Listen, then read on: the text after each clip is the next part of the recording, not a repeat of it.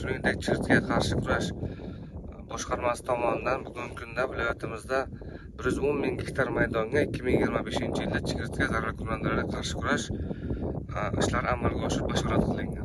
Hozirgi kunda 23 ming gektar maydonda chigirtka zararkunandalarga qarshi ishlar amalga oshirildi. Ya'ni viloyatimizda 16 ta yuqori unumli umumiy apparatli avtomashinalarimiz, 30 dan ziyod OVX hamda VP purkagichlarimiz, 300 ga yaqin qo'l apparatlar, motorli apparatlar ishlari amalga oshirilyapti.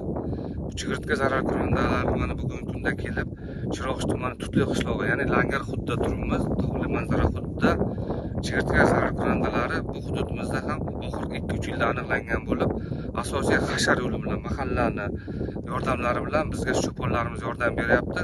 Mana shu ular orqali hududlarda yetib kelib, biz mana chigirtka zararkunandalarga qarshi kurak ishlarini amalga oshiryapmiz.